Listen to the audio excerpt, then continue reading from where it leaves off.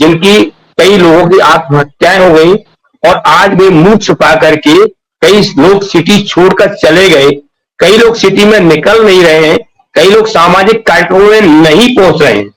ये स्थिति बना दी है। ऐसा पहला हमने उद्योगपति क्षेत्र देखा है जिसने सतीश जी अपने वर्कर को।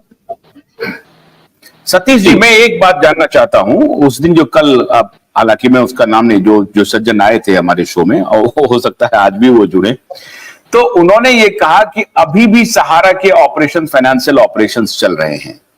तो ये जो कौन सी कंपनी चल रही है और देश के किन किन हिस्सों में वो काम कर रही है और कितना का प्रत्येक दिन जो है वो पैसे वो उठा रही है और उसका क्या निवेश कर रही है, उसका क्या ये है, ये भी लोगों को मालूम है या नहीं है, या वो चलते रहना चाहिए? अगर उसका ऑपरेशन ठीक चल रहा है तो वो चलते रहना चाहिए, क्या है उसके बारे में, क्या जानकारी है?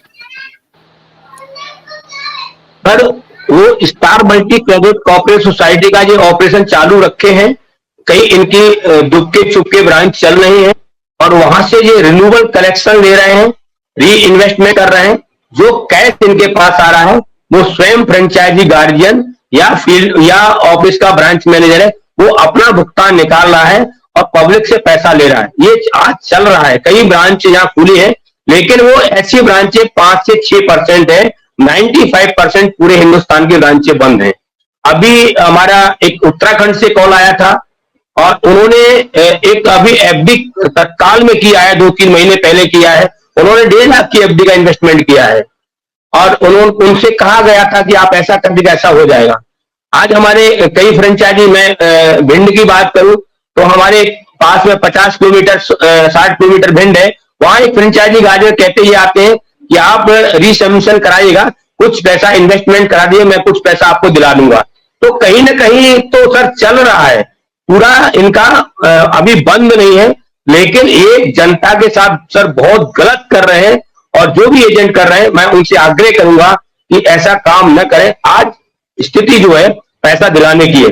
अगर वास्तविक सहारा के प्रबंधन के लोग अगर शायद मंच पर आते और कुछ अपनी बात रखते और उनके अधिवक्ता सुप्रीम कोर्ट में ये कहते कि साहब 2012 में हमसे बहुत बड़ी गलती हुई है, हमको जो आप दंड देना चाहते हैं मुझे स्वीकार है, लेकिन 13 करोड़ लोगों का जमाकर्ता का पैसा मिले, वो हमको मार्गदर्शन दें और हम कैसे पैसा उनको लौटा सके, आप हमारा सहयोग करें।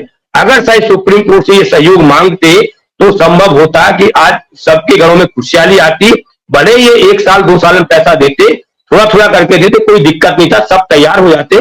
लेकिन ये आज भी मानने को तैयार नहीं है कितनी फटकार लग रही है और कितना इनकी दुर्दशा हो रही है और लोग इनको गाली दे रहे हैं, लेकिन फिर भी अपनी बात से मानने को तैयार नहीं है, एम्बार्गो का बहाना ले रहे हैं। अभी आज एक सज्जन की वीडियो आई है, सारा प्रणाम करते दिखाई दे रहे हैं और वो कह रहे हैं आप धैर्य बढ़ा के रखिएगा, संस्था सुप्रीम कोर्ट में आपकी तरफ पक्ष को सुन रहा है, शीघ्र आपका भुगतान किया जाएगा, ऐसा कहते नजर आ रहे हैं। जबकि ऐसा सुप्रीम कोर्ट ने भुगतान के बारे में सर कुछ कहा ही नहीं है, जहां तक मुझे संज्ञान में है। हो सकता है अभी लंच के बाद कुछ कहा हो, पर ऐसा कुछ नहीं कहा है। सिर्फ कहा है तो यही कहा है कि आपका रियल एस्टेट का जो 10,000 करोड़ का पैसा है वो आप जमा करें, और उसके अलावा जो भी बातें कपिल सिब्बल महोदय जी ने कही है, तो जज महोदय जी ने उनकी बात को कोई को माना नहीं है। तो मुझे तो जहां तक लग रहा है सर 3 दिन की जरूर सुप्रीम कोर्ट में हुई है, कुछ पक्ष ठीक है उन्होंने कहा है, बाकी आपने बहुत इंपॉर्टेंट चीज की तरफ इशारा किया, इसीलिए मैं कह रहा हूं कि वो आपका जो मुख्य बात है पीआईएल का, वो बहुत इंपॉर्टेंट हो गया है अब। और क्योंकि आप जो इशारा कर रहे हैं, आप कह रहे हैं एक बात, बिल्कुल एक मिनट मैं कहना चाहता हूं। अभी आपने जो बात कही थी, हम उसी मुद्दे पर आ रहे थे। आपने कहा डेथ क्लेम का क्या होगा। मैं आज आपके मंच से अनुरोध करता हूं देशवासियों को, निःशुल्क उन लोगों को हम जोड़ रहे हैं। अब हम शीघ्र पीआईएल में इंटर करेंगे और हम इसी 3, 4, 5 तारीख का इंतजार भी कर रहे थे और हमारे अधिवक्ता ने कहा भी था कि 3, 4, 5 तारीख का आप इंतजार करिएगा, उसके बाद हम शीघ्र सुप्रीम कोर्ट में जनहित याचिका दायर करेंगे। तो हम आपके मंच से ये दो बातें यहां घोषणा करना चाहता हूं कि जो लोग विकलांग हैं वो हमसे शीघ्र हमको डाटा दे दें, और जिन लोगों की डेथ हो गई है नॉमिनी लोग वो हमको डाटा दे दें, निःशुल्क हम उनको सुप्रीम कोर्ट में उनका केस लड़े, कोई एक पैसा नहीं लिया जाएगा सर। मैं सभी से अनुरोध करता हूं कि जितना जल्दी हो सके हमको डाटा ये उपलब्ध करा दें, जिससे हम जज महोदय के सामने कह सके कि साहब ऐसी ऐसी स्थिति है और ये देश के सामने गंभीर भयानक स्थिति बनी हुई है। तो मुझे लगता है कि हमको राहत मिलेगी, लेकिन हम सुप्रीम कोर्ट में जल्दी शीघ्र इंटर करेंगे सर। ये तो बहुत इंपॉर्टेंट बात आपने कहा मुकेश जी, अभी जो सुप्रीम कोर्ट में जो कार्रवाई हो रही है, वो कार्रवाई तो ये हो रही है कि साहब सेबी के जो कंटेम्प्ट किया है, सरकार का ने जो कंटेम्प्ट किया है, कोर्ट का जो कंटेम्प्ट किया है सहारा ने, सहारा को पहले वो पैसा सेबी के अकाउंट में रियल एस्टेट का जो 10,000 करोड़ बाकी है वो जमा कीजिए। उससे ये बात कहीं नहीं आ रही है कि पैसे लेकर के निवेशकों का पैसा लौटाइए। लौटाने की तो बारी फिर सेबी के पास आएगी। कोर्ट ये कभी नहीं कह रही है कि हमें निवेशकों का पैसा अभी लौटाना है, कैसे लौटाना है। अगर वो ये बात कहती कि जल्दी पैसा दीजिए, हमें निवेशकों का पैसा लौटाना है और उसके लिए हम रास्ता तैयार कर रहे हैं, तब तो बात सुनी जाती। कोर्ट अभी इस पक्ष पर ही ध्यान लगाए हुए है कि कैसे सहारा से 10,000 करोड़ रुपए जो रियल एस्टेट का पैसा है वो लिया जाए। कोर्ट ये संज्ञान में ला ही नहीं रही है कि भाई 86,000 करोड़ रुपए की जो देनदारी है, खाली मूलधन और सारे टैक्स वैक्स मिला करके और इंटरेस्ट मिला करके जो 1,12,000 जो सहारा खुद स्वीकार कर रही है, 1,12,000 करोड़ की जो देनदारी है उसका भुगतान कैसे होगा, ये हम कह रहे हैं उसका भुगतान कैसे होगा। अदालत इस पर कोई रुख बता ही नहीं रही है। सर आज रेट पिटीशन की सुनवाई भी अगर होती तो शायद रास्ता खुलता, लेकिन रेट पिटीशन की माननीय नागिन कुशवाहा जी की पिटीशन की भी सुनवाई आज नहीं हो पाई है। 3 दिन गुजर चुके, तो सुप्रीम कोर्ट का आज जो मामला चला है 3 दिन से, वो सिर्फ सेबी के मामला चला हुआ है सर। और अभी देश के जितने भी पीड़ित जमा करता है, मैं उनसे सभी से आग्रह करूंगा, देखिए सेबी का मामला चल रहा है और दिन प्रतिदिन ये भुगतान का रास्ता कठिन होता जा रहा है, लेकिन रास्ता तो निकलेगा पर वक्त लगेगा और लड़ाई हमको लड़नी पड़ेगी, घर से निकलना पड़ेगा, आंदोलन भी करना पड़ेगा जबरदस्त, और हम लोग सुप्रीम कोर्ट भी लड़ेंगे सर, तभी संभव हो सकता है। अन्यथा अगर हम लोग हार के बैठ जाएंगे तो पैसा मिलना बहुत मुश्किल हो जाएगा। माननीय हमारे आज नागिन कुशवाहा जी ने ऐसा अपने वाणी में और उन्होंने वीडियो बना के डाली भी है और उन्होंने इस बात को जिक्र भी किया है कि देखो देशवासियों, अब आप लोग जाग जाओ, और जो आपने पोर्टल पर दावा पेश किया है और उसमें यह कहा गया है कि आप अपने दावे को जो निरस्त किया गया है तो सोसाइटी से आप मिले, तो उन्होंने एक आग्रह किया है कि आप लोग अपने उन दावों को लेकर के सोसाइटी को रजिस्टर करें संपर्क के लिए। तो उन्होंने बात कहा है वो ठीक है, हम लोग भी इस काम को पहले से कर भी लेते और आगे भी करेंगे, और बाकी हमारी रंजिश जो तैयार है वो हम लोग आज कल में तय करके फिर हम मीडिया के माध्यम से आप लोगों के सामने रखेंगे। थोड़ा धैर्य बना के रखें, हताश जरूरत नहीं है, संगठन लड़ रहा है आपकी लड़ाई को, और जब तक पाई पाई का भुगतान नहीं मिल जाएगा संगठन इस लड़ाई को लड़ता रहेगा, चाहे रोड पर लगी जाए और चाहे दिल्ली का रामलीला मैदान भरा जाए, आपका आंदोलन से भी और सुप्रीम कोर्ट से, दोनों से लड़ाई लड़ेगा। मेरा यही आग्रह है कि आप हमारा साथ दें। अच्छा मुकेश चौहान जी, सहारा से वो क्या गलती हो गई ये बताइए आप। वो सहारा से वो क्या गलती हो गई जो पूरा का पूरा मामला पलट गया। 2010 तक आप लोग सभी लोग कह रहे हैं कि सहारा बहुत बढ़िया काम कर रही थी, अच्छे से काम चल रहा था, तो फिर गड़बड़ी क्या हो गई जो एकदम से पलट गया मामला? ये डिस्ट्रस्ट कैसे बहाल हो गया? अविश्वास कैसे? नमस्कार लाइव में जुड़े हो सभी को नमस्कार। नमस्कार सर, सहारा ने शुरू से ही झूठ ही बोला है, झूठ के अलावा कुछ नहीं बोला। और यहाँ मैनेजमेंट भी जब भी आता था ऑफिसों में, से शुरू मतलब क्या 1978 से?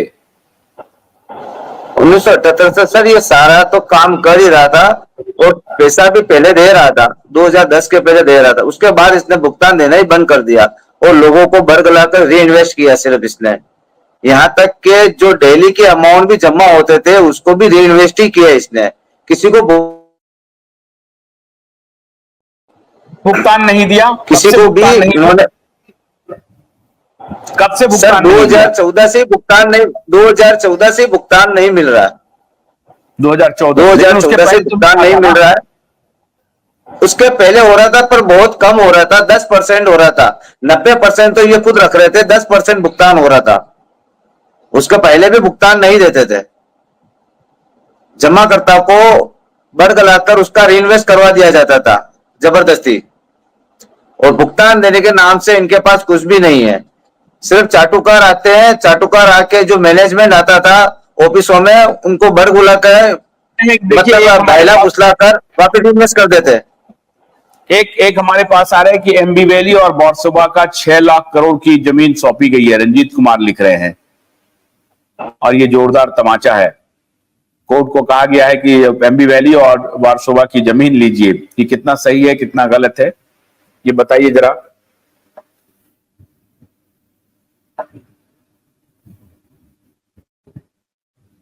बोलिए। ये अब्दुल जब्बार साहब बोलिए। आप अब्दुल साहब बोलिए। ये कहा जा रहा है कि 6 लाख करोड़ का जमीन का पेपर सौंपा गया है कोर्ट में। सर जी, लाइव डिबेट में बैठे हुए सभी साथियों का हार्दिक अभिनंदन। सर, कंपनी शुरू में आरएनबीसी एक्ट का फॉलो करती थी। आरएनबीसी एक्ट का में नियम था कि 80% पैसा ये वहां पे जमा करना पड़ता था आरबीआई के थ्रू, और 20% से अपना ये काम करती थी। अगर 20% में भी उसका रेशियो बनाया हुआ था, जो इनका प्रॉफिट था, प्रॉफिट में जो रेशियो बनाया था कि 35% पैसा सोशल फंड में और 40% कर्तव्योगी कार्यकर्ताओं में और 35% इलेक्ट्रॉनिक फंड में बढ़ाने के लिए किया जाता था। इलेक्ट्रॉनिक फंड अगर कम होता था तो वो फिर 80% के लिए 90% हो जाता। सुनिए एक मिनट सुनिए। अब्दुल जी, एक जो हमारे एक दर्शक लिख रहे हैं कि सहारा के साथ साजिश हुआ है और 6 लाख करोड़ का संपत्ति सौंपा गया है, और ये बात गलत है कि सहारा ने धोखा दिया है, सहारा ने पैसा दिया है। कह रहे हैं सहारा के खिलाफ साजिश हुआ है। आप इस बात से कितने सहमत हैं अब्दुल जी, बोलिए। बिल्कुल सहमत नहीं है, साजिश नहीं है, बिल्कुल नहीं साजिश है।